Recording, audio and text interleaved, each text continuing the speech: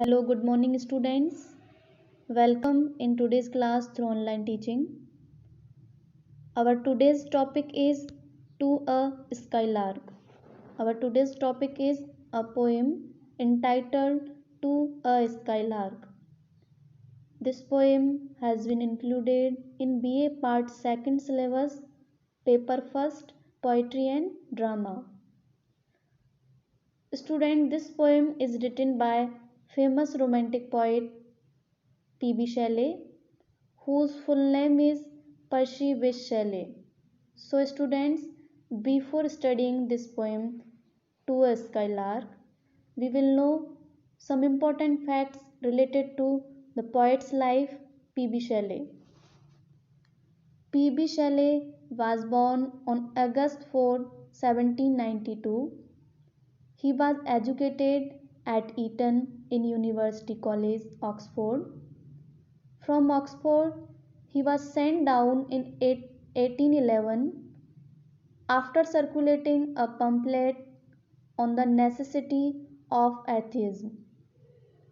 In the same year, he married Harriet Bestbrook, but separated from her after 3 years of a wandering life. Harriet Bestbrook drowned herself in 1816. After it, P.B. Shelley left England in 1814 with Mary Wollstonecraft and married her in 1816. P.B. Shelley published Alastor in 1816. In the same year, he began his friendship with Lord Byron. In 1818, P.B. Shelley left for Italy. He visited Byron at Venice, and in the same year he wrote the stanzas written in dejection. In 1819, he published Peter Well the Third, and it was a satire on William Wordsworth. At the end of 1819, Shelley moved to Pisa, and it was now that he wrote some of his best known lyrics, including the Ode to the West Wind and To a Skylark. We know very well that P.B. Shelley was a revolutionary poet. He did not believe in the customs and conventions of the world. Shelley was the singer of the unborn utopia. He was little interested in the past. His eyes were fixed intently on the future. To renovate the world, to bring about the golden age, was his constant aim. In the poem Ode to the West Wind, he says that, O wind, if winter comes, can spring be far behind? Shelley was so intentionally preoccupied with the bird of ideas that his poetry has acquired a visionary vagueness, but it must be admitted that when he so desired, he could rise equal to the demand of the reality. The second defect is said to be his obscurity, which makes some of his passages a mere jumble of glittering birds. The Revolt of Islam, which was published in 1818, The Mask of Anarchy, and The Prometheus Unbound, was published in 1820. Ode to the West Wind and To a Skylark are his very famous short poems. Like Lord Byron, Shelley was inspired by the idealism of political actions. He died at the age of 30 by drowning in a boat accident in 1822. P.B. Shelley was born in 1792 and he was died in 1822. The skylark flies in the golden sunshine of the evening. It is not merely a bird, but the spirit of the ethereal world. It rises from the earth like an imprisoned flame. Its smoke dissolves into the cloud. The skylark still keeps flying higher and higher. It is invisible like the stars in daylight, but the poet hears its songs of joy. The shrill notes of the bird are as sharp as the rays of the moon. When the sun rises, the moon becomes invisible. Similarly, the bird flies so high in the sky that it becomes invisible, but her sweet song is heard.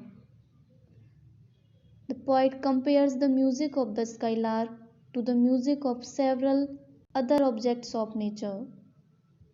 The song of the bird is sweeter than the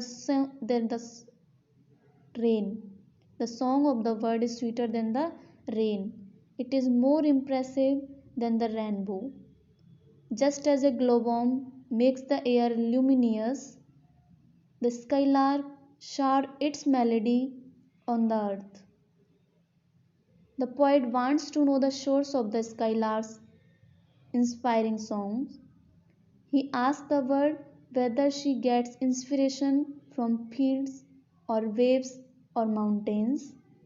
Her song is so pure that she never suffers from low spirits. The poet feels that the skylark knows the meaning of the death, and so she is not afraid of death. This knowledge is the source of her joy. The poet feels that a poem is sublime when it portrays the pathos of man's life. According to the poet, a man's happiness is unaffected with sorrow. He fears the future and regrets the past, and so he is unhappy. He can never be happy in life. Happiness is the lot of the skylark. The song of skylark is better inspiration for a poet than any music composed human being or the wisdom stored in books. So the poet invokes the skylark to inspire him with its song and joy. The poet feels that if he gets a part of the bird's joy, he will be able to impress the world with its great poems. He will compose poems that will make the world spellbound. So, student, this is the central theme of the poem To a Skylark, written by P.B. Shelley. This poem was written on 5th August 1820 by P.B. Shelley. This poem is addressed to a bird, skylark. The poem begins with a description of the skylark high above in the sky. The bird is characterized as a spirit. The skylark is able to sing while it ascends overhead.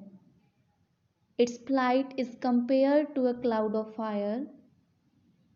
It flies across the descending sun like an unbodied joy. It flies in the purple evening like a star of heaven. It cannot be seen, but its song can be distinctly heard. The skylark's song is compared to other natural phenomena by a series of similes. The song is compared to a moonbeam which spread out from behind a cloud during the silence of the night. The song of the skylark is compared to raindrop from rainbow clouds, but these cannot match it. The skylark is then compared to a poet. This is its underlying theme. How can a poet match the song of the skylark? It is symbolic of the poet and what the poet represents and strives for and ultimately achieves. The song of the bird is compared to hymn which poet sings. The song of the word and the hymn of the poet are unbidden but arouse sympathy because they strike a chord and evokes the fear and hopes of mankind. After it, the word song is compared to a high-born maiden in a tower of a palace who likewise uses music to experience and exude love. The skylark is compared to a golden glowworm. After it, it is compared to a rose whose petals are blown away by wind, which release its unmistakable scent. The word is compared to a sprite returning to its spirit. The poet seeks to learn what its song can teach us.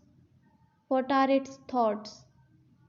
It surfaces love and wine. Its rapture is divine. The skylark is not troubled by death as mankind is. Its understanding of death is clear and deep. Its song flows in a crystal stream.